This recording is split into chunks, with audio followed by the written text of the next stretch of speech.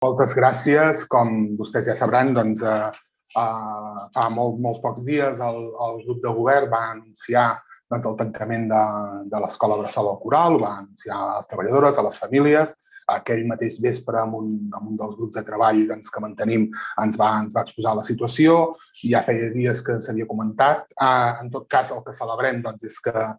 l'equip de govern s'ha, diguem-ne, desdit d'aquest anunci. L'escola Bressol al Coral al setembre vinent ofertarà totes les places i li desitgem tota la sort i encerts del món. A banda de celebrar que el grup de govern s'hagi repensat, el que sí que és veritat que entenem que la motivació original de l'escola, que no compartíem, però sí el que és, a dir, l'ampliació de la biblioteca, que per tenir sales d'estudi o pel que calgui una biblioteca més adequada a les necessitats d'un municipi de 25.000 habitants, demanen més espai que la inauguració anunciada amb l'adquisició de la casa lateral i que una solució seria el trasllat de la ludoteca perquè la ludoteca, a més, amb noves necessitats, amb altres necessitats d'espais i de jocs, també necessita un espai millor del que es troba ara. Però és que, a més, aquests plantejaments de noves biblioteques, aquests que es demanen de nous requisits en biblioteques, en equipaments educatius, l'Escola Municipal de Persones Adultes, que també es podria entrar en revisió. És a dir, tenim tot un seguit d'equipaments educatius en el municipi que,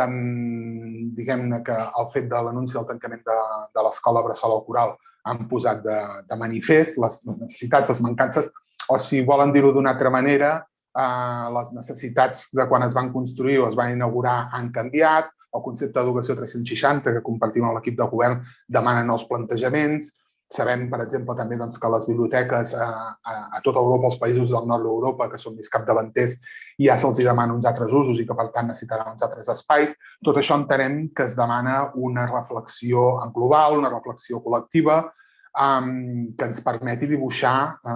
per entendre'ns, un petit pou d'equipaments educatius i d'equipaments culturals a vist del municipi amb la planificació. A més, és evident també que és un municipi que estem creixent, que estem incorporant població nova, que estem ja fregant els 25.000 habitants i sembla que la tendència serà continuar creixent, però que això contrasta amb una davallada de natalitat que, a més, enguany ha tocat fons. Per tant, hi ha un seguit de fenòmens als quals haurem de donar resposta i entenem que la moció que inicialment estava pensada a evitar el tancament de l'Escola Bressol al Coral, perquè enteníem i entenem que hi ha alternatives més viables, però sí que volem mantenir per obrir la porta a poder fer aquesta reflexió col·lectiva, aquesta mirada de futur als equipaments educatius, bàsicament, però també culturals i esportius de retruc de titularitat municipal a Castellar pels propers anys. Per tant, la nostra proposta va en aquest sentit, de poder crear aquesta taula de debat i poder-ne parlar convidant a totes aquelles persones i aquelles entitats que entenguem que puguin tenir veu pròpia al respecte. Gràcies.